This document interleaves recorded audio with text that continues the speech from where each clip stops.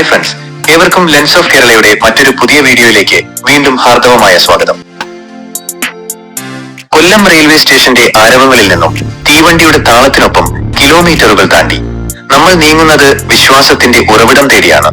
ജാലകത്തിലൂടെ മിന്നിമറയുന്ന കാഴ്ചകൾക്കപ്പുറം മനസ്സ് നിറയെ മലയാറ്റൂർ മലയിലെ കുരിശുമുടി തന്നെ. പൊന്നുംകുരിശ് മുത്തപ്പൻ എന്ന ഗാനം മനസ്സിൽ ഉരുവിട്ട് ആകാംക്ഷയോടെ കാത്തിരിക്കുന്ന ആ സന്നിധിയിലേക്കുള്ള യാത്ര. എല്ലാ പ്രാവശ്യവും ബസ്സിലാണ് പോയിക്കൊണ്ടിരിക്കുന്നത്. ഇപ്രാവശ്യം ട്രെയിനിലാക്കാമെന്ന് വെച്ചു. ഞങ്ങളുടെ അവിടെ നിന്ന് ദൂരം കൂടുതലായതുകൊണ്ട് ട്രെയിനിൽ പോകുന്നതാണ് നല്ലത്, ക്ഷീണമറിയില്ല. ആലുവയിൽ ട്രെയിൻ ഇറങ്ങി ബസ്സിൽ കയറി പെരുമ്പാവൂരിലെത്തുന്നു. സീസൺ ആയതിനാൽ പെരുമ്പാവൂർ, കാലടി എന്നിവിടങ്ങളിൽ നിന്നെല്ലാം ഇഷ്ടം പോലെ സ്പെഷ്യൽ സർവീസുകളുണ്ട്. സുഹൃത്തുക്കളെ, അങ്ങനെ നമ്മൾ മലയാറ്റൂർ താഴെപ്പള്ളിയിൽ എത്തിച്ചേർന്നിരിക്കുകയാണ്. മലയാറ്റൂർ യാത്രയുടെ ആത്മീയമായ തുടക്കം തന്നെ ഈ താഴെപ്പള്ളിയിൽ നിന്നാണല്ലോ. AD 52 വിശുദ്ധ തോമാശ്ലീഹ നേരിട്ട് സ്ഥാപിച്ച പള്ളികളിലൊന്നായി ഇത് വിശ്വസിക്കപ്പെടുന്നു. മലകയറ്റത്തിന് മുൻപുള്ള ഒരു മനസ്സ് ഒരുക്കൽ കൂടിയാണ് ഈ ദർശനം. പെരിയാറിന്റെ തീരത്തെ ആ ശാന്തത വിശ്വാസികൾക്ക് വലിയൊരു ഉന്മേഷമാണ് നൽകുന്നത്. ജാതിമത ഭേദമന്യേ ആയിരക്കണക്കിന് ആളുകളാണ് ആ മണ്ണിൽ വന്ന് പ്രാർത്ഥിക്കുന്നത്. വഴിപാടുകളും പ്രാർത്ഥനകളും കൊണ്ട് ധന്യമായ ഒരിടം. കുരിശുമുടിയിലേക്കുള്ള ആ കഠിനമായ യാത്ര തുടങ്ങുന്നതിന് മുൻപ് കിട്ടുന്ന ഒരു വലിയ അനുഗ്രഹമാണ് ഈ താഴെപ്പള്ളി ദർശനം. ഇനിയുള്ള യാത്ര നേരെ അടിവാരത്തിലേക്കാണ്. വിശ്വാസത്തിന്റെ പുണ്യതീർത്ഥം നുകരാൻ മലയാറ്റൂർ പുണ്യകുരിശുമലയുടെ താഴ്വരയിലേക്ക്. ഇവിടെ നിന്ന് ഏകദേശം 1.5 കിലോമീറ്റർ ദൂരം. അടിവാരത്തിന്റെ സൗന്ദര്യം മുഴുവൻ ആവാഹിച്ചുകൊണ്ട് ശാന്തമായി ഒഴുകുന്ന ഈ തടാകം ഇന്ന് മലയാറ്റൂരിലെത്തുന്ന ഏതൊരു തീർത്ഥാടകന്റെയും മനസ്സ് നിറയ്ക്കുന്ന കാഴ്ചയാണ്. മലകയറ്റം തുടങ്ങുന്ന അടിവാരത്തിൽ കാഴ്ചകൾ മാത്രമല്ല, ജീവിതങ്ങളും സജീവമാവുകയാണ്.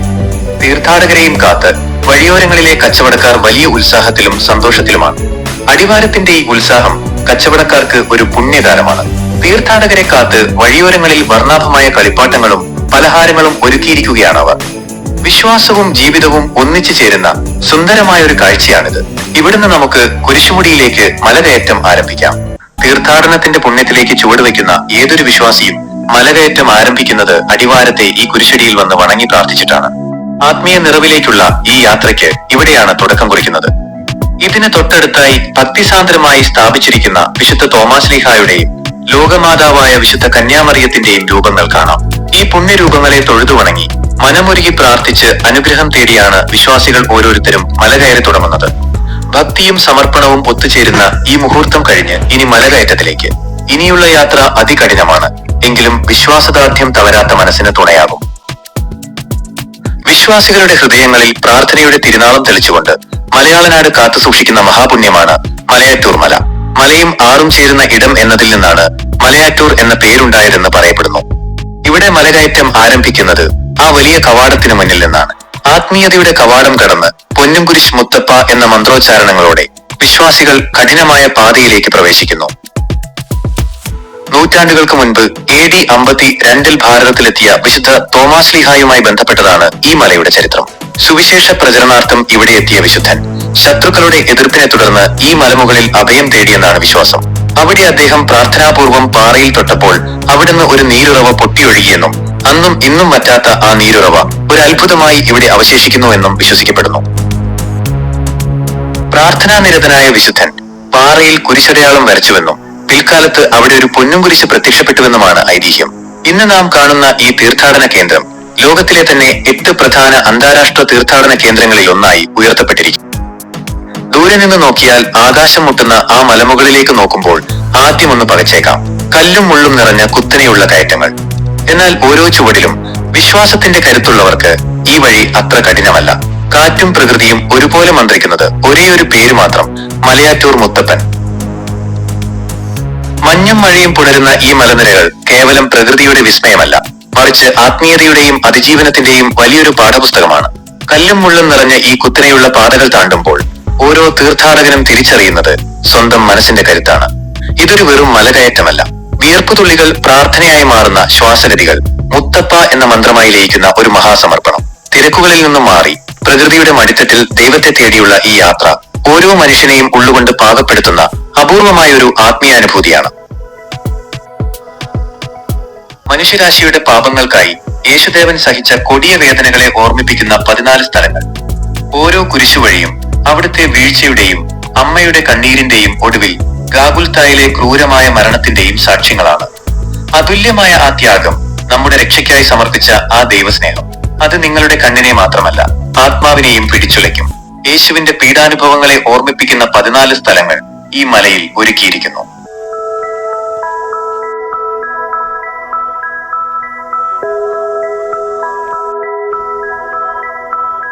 9 കുരിശുവഴികൾ പിന്നിട്ട് നാം ഇപ്പോൾ മലമുകളിലേക്ക് അടുക്കുകയാണ്.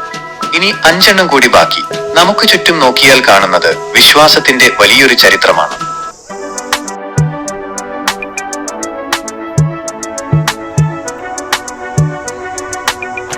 അവസാനത്തെ 5 കുരിശുവഴികൾ നാം താണ്ടുന്നു.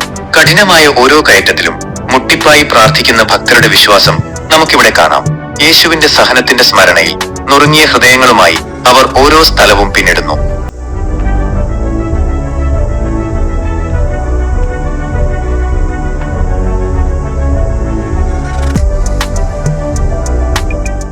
ഒടുവിൽ ഈ ആത്മീയ യാത്ര അവസാനിക്കുന്നത് 14-ാം സ്ഥലത്താണ്. യേശുവിന്റെ ശവസംസ്കാരത്തെ അനുസ്മരിക്കുന്ന ഈ നിമിഷം സഹനത്തിന്റെ പൂർണ്ണതയെയും ഉയിർപ്പിന്റെ പ്രത്യാശയെയും ഓർമ്മിപ്പിക്കുന്നു.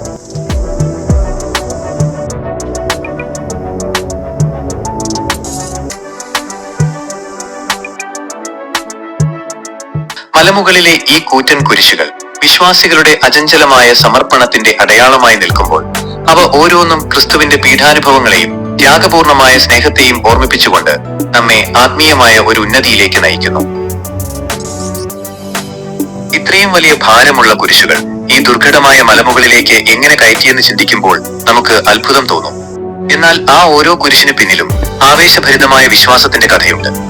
വിവിധ പള്ളികളിൽ നിന്നുള്ള ചെറുപ്പക്കാർ തങ്ങളുടെ ചുമലിൽ ക്രിസ്തുവിനോടുള്ള സ്നേഹത്തിന്റെയും സമർപ്പണത്തിന്റെയും പ്രതീകമായി ഈ മരക്കുരിശുകൾ വഹിച്ചുകൊണ്ടുവരുന്നു.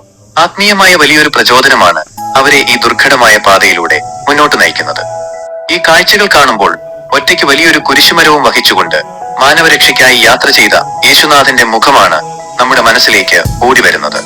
ക്രിസ്തുവിന്റെ പീഡാനുഭവങ്ങൾ, ആ സഹനത്തിന്റെയും ത്യാഗത്തിന്റെയും ഓർമ്മകൾ നമ്മളെ ഈ മലമുകളിലെ ആത്മീയമായ മറ്റൊരു തലത്തിലേക്ക് കൊണ്ടുപോകുന്നു. വിവിധ വലുപ്പത്തിലും ഭാരത്തിലുമുള്ള കുരിശുകൾ വിശ്വാസികളുടെ സ്നേഹത്തിന്റെയും സഹനത്തിന്റെയും പ്രതീകമായി ഇവിടെ കാണാം. ചെറുതും വലുതുമായ മരക്കുരിശുകൾ മലമുകളിലേക്ക് വഹിച്ചുകൊണ്ടുവരുന്ന ദൃശ്യം അവർ ക്രിസ്തുവിന്റെ പീഡാനുഭവങ്ങളെ എത്രത്തോളം സ്മരിക്കുന്നുവെന്നതിന്റെ തെളിവാണ്.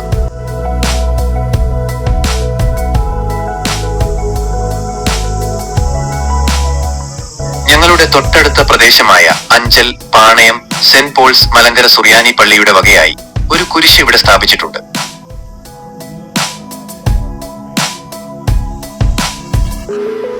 അങ്ങനെ നമ്മൾ കുരിശുമലയിൽ എത്തിയിരിക്കുകയാണ്.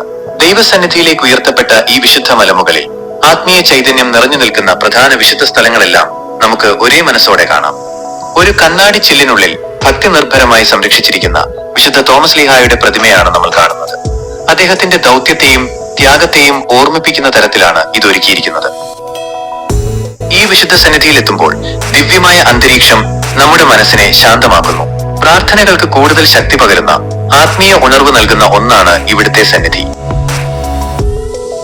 ജാതിമത ഭേദമില്ലാതെ നിരവധി ആളുകളാണ് ഈ വിശുദ്ധ മലമുകളിലേക്ക് എത്തുന്നത്.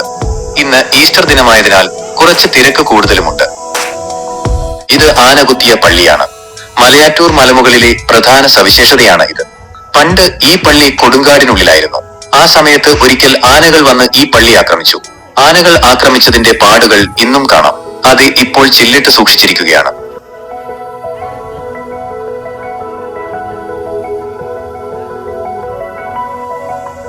അങ്ങനെ നമ്മൾ കുരിശുമലയിൽ എത്തിയിരിക്കുകയാണ്.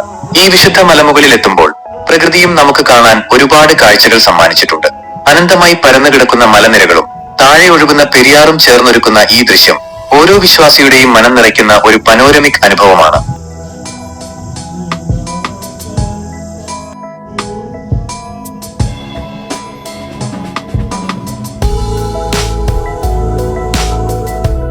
പൊന്നിൻ കുരിശിന്റെ ഐതിഹ്യം ഇതാണ്.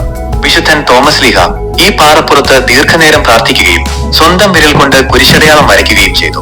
പിന്നീട് മലവേടന്മാർ കന്നുകാലികളെ തീറ്റാൻ വന്നപ്പോൾ ഈ പാട് കാണുകയും സംശയം തോന്നി അതിൽ കുത്തിയപ്പോൾ രക്തം വരികയും ചെയ്തു. ആ സ്ഥാനത്താണ് ഇപ്പോൾ പൊന്നിൻ കുരിശ് സ്ഥിതി ചെയ്യുന്നത്. ഇതാണ് ഇവിടുത്തെ പ്രധാന പള്ളി. വിശുദ്ധ കുർബാന നടക്കുകയും കൊടുക്കുകയും ചെയ്യുന്നത് ഈ പള്ളിയിലാണ്.